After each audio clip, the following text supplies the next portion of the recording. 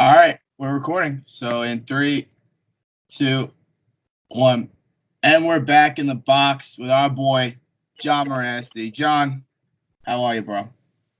Not too bad. Just up in northern Canada right now, enjoying life.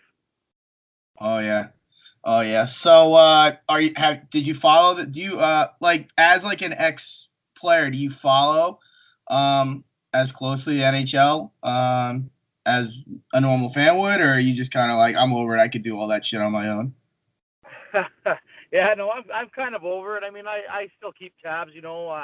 Right now you're probably not gonna like hearing this, but I'm cheering for St. Louis. I got a couple of buddies on the team, so I last I checked, it's 1-0 for St. Louis. So I'm Yeah, gonna root for them.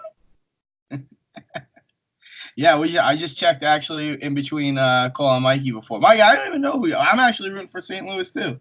I Mikey, think I'm Are on you? this. No, no. I'm on the St. Louis bandwagon. I'm all for I, it. I figured the East Coast you'd be a Bruins fan. no. No. So yeah, so Boston is basically everybody hates Boston because Yeah. they're the trashiest group of people, but they're really good at sports out of nowhere, and they just keep Yeah. winning at every single professional sporting league. Yeah, they got some good guys on that team. I won't lie, I'm a fan of Boston as well. I like that little rat Marchand, but he's good at what he does, and I mean I'd love to have him on my team if I was coaching. So it's gonna be a good series. Like I said, St. Louis is kind of a Cinderella story. So I'm rooting for them. I good buddy of mine, Patrick Maroon. I played with him in Syracuse. Is on that team now, and so here's his opportunity to win a cup. Oh yeah, Patty's got a really good story going too. He took less money to go home and play for St. Louis. Yeah, no, definitely. I mean, he's an older guy, and then guys, bigger guys like that, I think are starting to get weaned out of the league. So it's awesome to see him being successful there. Coming from Edmonton, where they're pretty much a failing club, failing organization, and to be in the finals this year is just unbelievable. Yeah, absolutely. It's got to be some gratifying of a feeling too. And he has a Game 7 winner, I think, right? Or Game 7 or 6? Yes, he did. He got a game winner, overtime winner. I think the last series. Like I said, I don't follow much of it. I mean, I was kind of a San Jose Sharks fan, to be honest. I'm a big fan of Joe Thornton, so I was hoping that they could win. But from here on out, I'm gonna cheer for St. Louis. Yeah, same here, man. I mean, we're not really big Boston fans at all in the sports world. So, you were talking about you'd love to have Marchand on your team. I'd love to have you on my team, man. Especially some of the Well, fight videos I've seen. if guys like me were still in the league, Marchand wouldn't be doing the antics he's doing. That's why I like him, because he admits that. He knows that. If there's heavyweights out there that are patrolling the ice, he's not going to be licking guys' faces, because if he licked my face, I'd break his nose. So, it's but like I said, it's good for the game. It causes a lot of fans hate him. It sounds like you guys don't like him either. So he's doing something right. Oh yeah, for sure. It drives the drama, I guess. I mean, you hate to say it because it's a sport, right? But you gotta Yep. sell tickets, man. People gotta Oh get. no, definitely. Even my line of work, what I did, it's I was there to, obviously the bottom line is to help your team win, but at the same time you wanna entertain the fans. So, I gave a lot of sweat and blood out there for a lot of the entertainment of the fans, and I enjoyed every minute of it. Oh, for sure. So just like I mean, as an like, so I'll call what it is. You're an enforcer, correct? You would accept that? Is that an Yeah, acceptable well, term to use? I sure wasn't out there to score goals. I'll tell you that for sure. I don't want Maybe to. maybe on my local rec team, I'm a sniper, but not when I was playing at that high level of hockey. Right. I don't want to offend anybody. That's why I certainly don't want to offend you. You're pretty far. I can't break your nose from here. Okay. That's good to know. Yeah. So, but you talked about fighting and entertaining the fans. So, I mean, to me, I'm not sure if you're familiar with the video that they came out with. It's called Ice Guardians. Did you watch that? Yeah, I was actually supposed to be part of it, but that's the year that I actually took off to the States. I mean, not to the States, sorry, to Russia. Right. There was planning on maybe getting me on part of that documentary, but at that time is when a good opportunity came for me to go to the KHL and make some big money. So I jumped on that opportunity, and I ended up going to Russia, and I don't regret it one bit. I had a few good years there, and I really enjoyed it, and it kind of set me up for after hockey. Right. So so in the KHL, right? KHL, correct? When you Yeah, say yeah. right, I just want to make Continental sure. hockey. So Yeah. what was the fighting like out there? Was it different? I know that a lot of people say European hockey is very different. Maybe some guys come there and they're not used to the physicality, but you being the force that you were, did you find it like difficult? Did you you loved it out there? How did that go for you? Oh, I know. I loved it, every bit of it. But I mean, yeah, it was a different game. There was, I think, 6 or 7 heavyweights through a team of or through the league of 25 teams at that time, or 30 teams. So, you really had to pick your times when you were going to actually get into a fight, because I mean, not every team carried a guy like myself that would fight. But there were some tough guys in the league. Guys like Chris Simon was there. Josh Gratton, Kip Brennan, Jeremy Yablonsky, that Artukin. There was a few tough Russian players, but they only played on a few certain teams. So not every day was a time that you were able to drop the gloves and stay at your top performance when you fight. So, but overall the experience there was great. It was treated like gold, and in my first year there, I got to play with my good friend Jeremy Yablonsky, and we got ourselves into some trouble over there. I'm not sure if you guys watched, but we had a little off ice antics over there, and I got tons of stories from over there. It was a hell of a time and great memories. Yeah, man.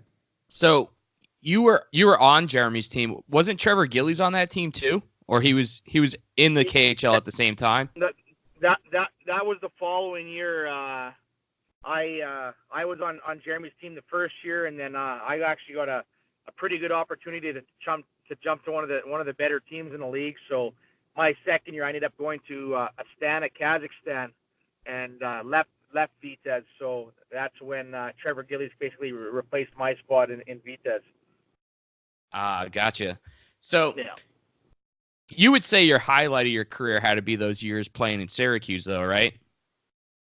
Oh, definitely. I mean, my whole career was an awesome ride. It was a roller coaster. I had some opportunities to play some NHL exhibition games, which was obviously a Canadian kid's dream to even step on the ice on the NHL ice surface. But yeah, Syracuse is a second home to me. I still have really close friends that I still talk to daily. So I spent a good majority of my professional career in Syracuse, and I enjoyed every bit of it.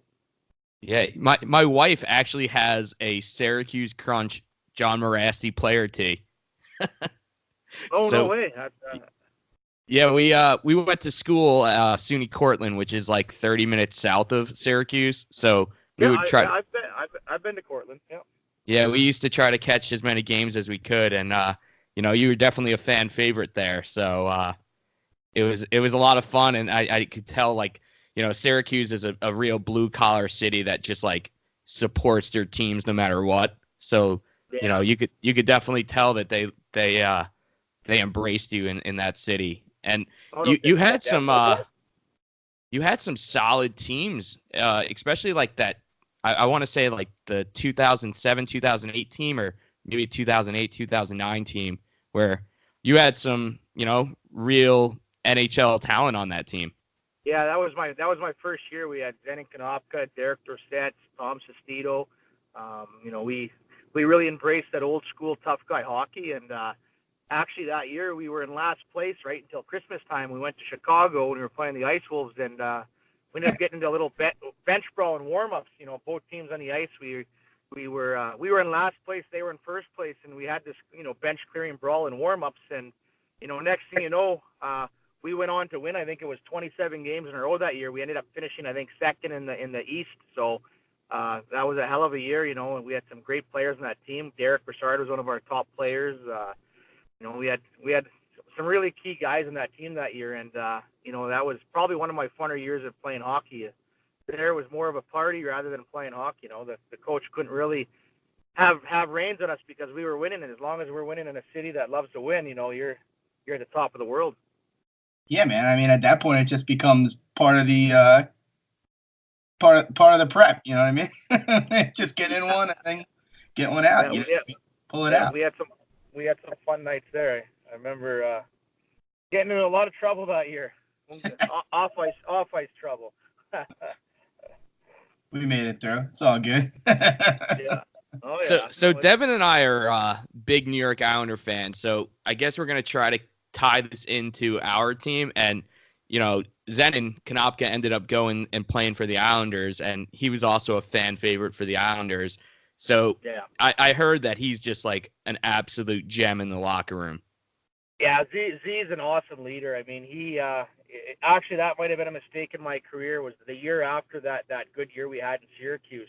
I was in my cabin in Lake Tahoe, and it was funny because I got a phone call and I said, "Who the hell knows my number?" At my cabin in Tahoe, and it was Zenon Konopka, and he said, "Johnny," he says, "we're gonna do what we did in Syracuse and Tampa Bay, and you're coming with me." But my heart was in Syracuse that year, so I was offered a contract by the Tampa Bay Lightning. That's when Z first pretty much broke into the NHL first full time, and I ended up turning it down because I was too comfortable staying with Syracuse Crunch, and Z went on to start his NHL career for pretty much from there. I think he went from Tampa to New York, and then I think was it New York to Ottawa, or I'm not sure where he went, but Z and I were. He's a hell of a guy. You guys, he's got some stories as well for us, to tell that are quite entertaining. Uh, Absolutely. So I just want to ask you, John. So you rock the mohawk a lot, and you were known to laugh during your fights. I think that was kind of like your hallmark, like your calling card. Is that like planned, or is that just like a nervous thing that you did? Is it part of like the image of like I'm gonna fucking cave your face in and laugh about it, or how did, how did I that? don't. I'll be honest. I smiled since I was in junior fighting big names like Derek Bugard, Steve McIntyre.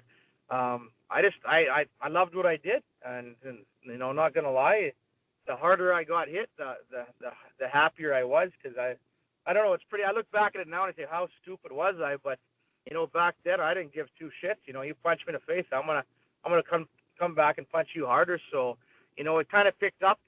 After my junior years, and guys thought it was pretty crazy. Look at this kid. He's 5'10" and he's fighting guys that are 6'6", and he's got a smile from ear to ear. And sometimes I didn't even notice I was smiling. It was just smiled. It's a fun thing to get hit in the head, I guess. Not many people could say that. Yeah, I like the moves. I always. I'm not even. No, I'm not gonna do it. I was gonna say. It kind of scares guys. It scares guys too because they look at this guy and they go, I'm punching this fucker in the face and he's smiling like, I'd imagine if I punched somebody in the face and they smiled at me, I'd kind of be shitting my pants, to be honest. No, I love it, man. Those are some of my favorite highlights I've ever seen in hockey fights at all. Yeah. It's just you fucking haymaker left and right, just feeding it to them, and they come back with one, and you just smile right in their face. It's like, okay, man. Yeah. This guy's a fucking badass motherfucker. So, we're also a music podcast. Yeah. And so what did you do? Were you into the music scene at a certain point in your career? Like, what did you listen to before a game? What was your what? I'm probably the last guy to talk about music because I love music. Don't get me wrong, it pumps me up. But I listen to everything from the love songs that you'd laugh at me for to the heavy metal to rap. I couldn't even name the singers or anything like that. But I love music because it really pumped me up and got me prepared for the games. There's times where I just put a set of headphones on and jam out to whatever I had on my playlist and tried to prepare myself for the games mentally. I think same thing in the gym when you're training. It's one way to stay motivated and keep your mind on things. So music played a huge role in my career. Yeah, for sure. Yeah. Did you have any input in the music that the in-house would play during your fights? Oh, during my fights, there was a few times. A lot of the guys, they always come and they choose songs for me, and they just ask if I liked them. And I really didn't care. I know when I was up in Quebec, they liked the one. I don't even know who sings it, but it was called "Dance with the Devil." A lot of my fights, you hear it going, and I would get a kick out of it. But I think that was a part of the show too. A lot of the guys that were part of our public relations, they'd pick some songs that people like. I know in Syracuse they do that old was it the wood shop thing or all that and so. But yeah, I always had a little bit of a say, I guess, to answer your question. Yeah, it's almost like a walk-up song in baseball or something like that. Like whenever you're fighting, you have fucking something bumping in the background to keep you, like, let you know it's time to go. Oh yeah, definitely. But and half the time when I was fighting, I couldn't hear anything. Whoever's yelling at me, putting me down, or even cheering for me, when you're fighting, you're in a different zone, so you don't hear. The only time the music that I heard was when you're getting up ready for the game and preparing. But when you're fighting, your gloves hit the ice. It's kind of you're in a zone that you don't hear anything. Right. So we're into this now. So let's talk about it. So obviously the game, it's been well documented that the game has changed exponentially when it comes to the aggression and the violence and the fighting in the game. So that was kind of their bread and butter. Do you think it's for the better? Do you enjoy what's going on, or do you think it could use a little bit more of the old school, old time hockey feel? What's your outlook on that? I think it's a game of pussies now, to be honest. The guys that they are calling the toughest guys in the league now, they wouldn't even come near guys like me when I played. It's and I'm not trying to brag or anything like that. It's a soft game now.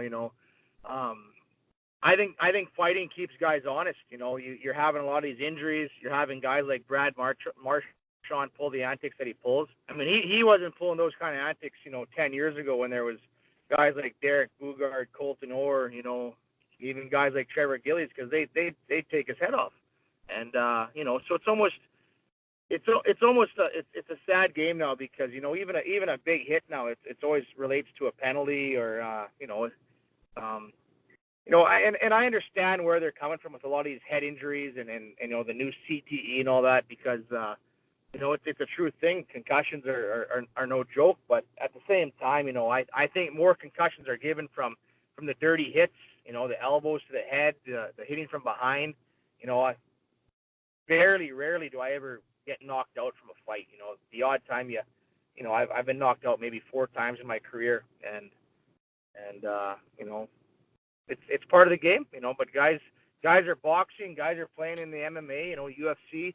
Those guys are getting hit just as much, or if not, probably a hell of a lot more than we are. So, I think it belongs in a game, and I wish it still was there. But, there's guys higher up than me, and they have a lot more say than I do to change the game where it's going. It's a fast game, but for me, I don't watch the NHL. The only reason I really know a little bit right now is because it's the playoffs. But I have no interest in watching NHL hockey. I have pretty much any hockey for that matter. I remember when I played junior, I think I had in 1 weekend I had 18 fights. And that's in 3 days. These kids now in junior, they have 4 fights in a full season, and that's the leading fighting majors. Yeah. So it's a different game. It's just not the same, and I hate to say it, but I think we're never going to see tough hockey again. Yeah, for sure. And I think a lot of people take the side, just, from what I've listened to and what I've read and stuff. A lot of people have taken the side that it's gotten to be more balanced, a little bit lighter. They're never fully going to get rid of fighting, yada, yada, yada. You know what I've noticed, and no one's talked about it yet, is exactly what you said. And people start to take matters into when people stop taking matters into their own hands and they started putting it in the hands of the league and they started punishing people in their wallet, in their pocket, and dealing out suspensions and stuff like that, it's gotten into this giant political bullshit where teams are like losing games because their star player is out because he was suspended and then or unfairly, and this guy got 2 games as opposed to this guy who didn't get any games, and this was dirty and this was an accident, and it's gotten too political where it was like nobody was pulling that shit because they knew John mriasty was going to come take your fucking head off if you slew-footed, our favorite, our star player. That was just, don't do it because you're going to get killed. So, I get it, but I just wish it was a little more violent because it wouldn't be so political. It wouldn't be up to the suits. It would be handled by the players, like you said. Yeah, well, back then, like I said, we patrolled the ice and we maintained, the honesty on the ice. rarely ever did dirty plays happen. If dirty plays did happen, we'd take care of it. And the next game, that player, no, it's not going to happen. So, it took that excitement out of the game, and unfortunately, it's a game of soccer now, or what I call it, Disney on ice. It's just not entertaining to watch. I remember when I played, I was always a big guy. I was 5'10". I wasn't tall, but I was a heavy kid. I was 225, 230 pounds, pretty muscular, and I felt like a midget playing in the going to an NHL camp and seeing guys that were 6'5", 245 pounds. They were full grown men. Where now I can't even name half the NHL players. They look like they're little boys. So don't get me wrong. They're skilled to the hells, but they're just little small kids that they look like they're still going to be playing college hockey. So I remember back in the days when you were looking at some big men, and I was almost scared to go in the corners with those guys because they were so big and mean. Yeah. So now your son's kind of taking the reins, right, from you. So if your son came to you and said, "Hey, Dad, I'm gonna go into this camp and I'm gonna try to make it as an enforcer," would you steer him in that direction, or would you tell him to stick with his game? Well, no, my son's he's a different player than I am. He's a big kid. He's a hell of a lot bigger than I was when at that age. But I still tell him, I don't want him to be an enforcer, but I want him. I said, if someone asks you to go, you don't hesitate one bit. You fucking drop your gloves and you fight. That's the way I was. That's the way I was raised. And so, like I said, I'm not out there to promote him to be an enforcer because the days of the enforcer are gone. But some kids talking smart. I said, go ahead and drop the gloves. I don't give a shit. I ain't gonna be mad at you. That's what's wrong with our society nowadays. These kids are too babied. You want to fight, and deal with it, and we'll worry about it tomorrow. Yeah, so, walk it off. For sure. How are you involved at all coaching your son, or are you more of a spectator? I was, until about a year and a half ago, 2 years ago. I actually sent him, so he no longer plays where we're from. He goes to a boarding school. It's Notre Dame. It's one of the top athletic schools in Canada for high school kids that it has some really big NHL name guys have gone through that program, and so he basically lives there and stays in a dorm and skates every day, and I'm it's 8 hours away from me, so I try and make it down there as much as I can. But to actually say I coach now is I miss it. I wish I did, but I think my style of coaching is old school now too, so I don't even know if I'd be allowed to coach. I'd be sending guys out there to run goalies, and like I said, I think those days are done. Backskate pussies. Yeah. So having them fucking go line to line every day. That's awesome, oh, man. That's awesome. So you spoke about your hometown, and I know I mentioned this earlier, but Meadow Lake, what's going on there? Because it's a small city with a population of like 5,000. But has like 7 NHL alum from that city. And you had your one good friend Jeremy Yablonski's from there, and then one of our Islander greats, Blake Como's also from there. Yep, and then DJ King, just a bunch of tough Western Canadian boys, eh? Oh yeah, no, definitely. There's some tough boys that come out of Meadow Lake. There's myself, there's DJ King, there's Jeremy Yablonski.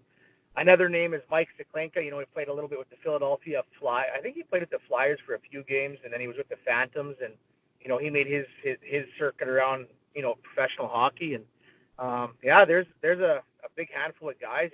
We always get together in the summer. Back in the day we'd play roller hockey because our town's too small to actually have ice all year round.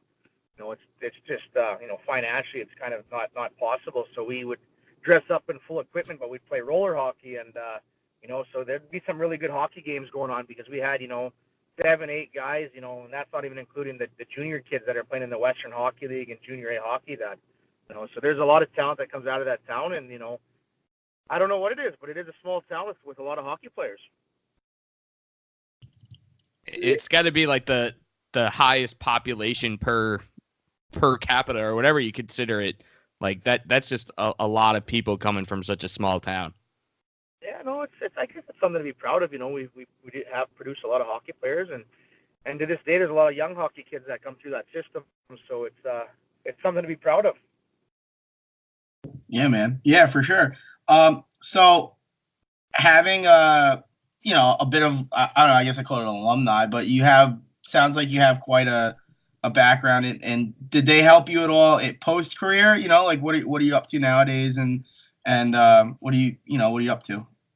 Oh, I'm always chasing different things. A couple years back, I ended up investing into a Tim Hortons franchise. I opened a Tim Hortons here in Meadow Lake, and about a year and a half, 2 years later, I ended up selling. It was just too hard to operate full time, and staffing's a big issue. So, that was one little venture I did. I'm a full time cowboy now. I can tell you that much. I own a bunch of horses and cattle, and I do a lot of work on my reserve. I'm a First Nations person from Flying Dutch First Nation, and now I try to give back to our youth. I do a lot of work with our youth. We do a lot of horse programs and traditional programs and hunting and fishing, and I do as much as I can to keep our youth going in the right direction and just be a positive role model for them. But like what I like to say is I'm a full-time cowboy is what I call myself. That's fucking awesome, man. You've lived quite a life. Let me just put it that way. That's fucking awesome. Yeah, it's a good thing. But I try to get down to the States as much as I can. My wife's from California, and like I said, I still have friends in New York, and we're kind of all over the place. We go down to Phoenix, Arizona quite a bit, and so we live a pretty good lifestyle, and I enjoy it. I just enjoy watching my kids grow up now, and every once in a while someone will send me a video clip of one of my fights, and I just put my eyes over my face and say, what the fuck was I thinking? But like I said, it's me and it's what I did, and I love it, and I'm proud of where I went and proud of what I did, and I don't regret it one bit. Yeah, man. Yeah. Well, we love it too, man, and we loved having you on. You're awesome. You're the man. And hopefully we can get your son in blue and orange, man, so we can hang out with him. So let's get him on the island down with Barry so we can teach him some good fucking hockey and be part of a good community like you're a part of, and let's get it going, man. Definitely, man. Thanks for having me. It's been a pleasure, and sounds like you guys got a good thing going. Hey, thank you. We're trying. Yeah, we're pulling these interviews out of our I don't know how we keep doing it, but thank you so much for coming on, and I hope that you make it back to Syracuse one of these days so you can get a nice little hero's welcome. Have myself some Utica greens. Yeah, and what's Syracuse what's their big thing? Syracuse, I don't even know, to be honest. Yeah, I guess they don't really have their own signature dish. Oranges, pal. Oranges, is that it? I don't know. I just guessed because. Oh no, that's not why. Okay, never mind. All right. I just guessed because. It was a good place there. We used to always go up to Syracuse University, and me and Zen and Knopka, we'd act like we went to college, but we didn't. We just walked around the campus and would look at the sugar candy. Yeah, man. Better off. You didn't even have to go to class, and you're getting paid for it. Yeah, you betcha. It was quite the ride. All right, Johnny. Thanks for hanging out, and maybe we'll get in touch and we'll, get some feedback at the end of the finals and see how everything panned out with Patty Boy. Well, let's watch the Blues win. Let's check the score. But yeah, definitely, guys. Thanks for having me. It's been a pleasure, and let's keep in touch. All right. Thanks, John. You betcha, boys. Thanks.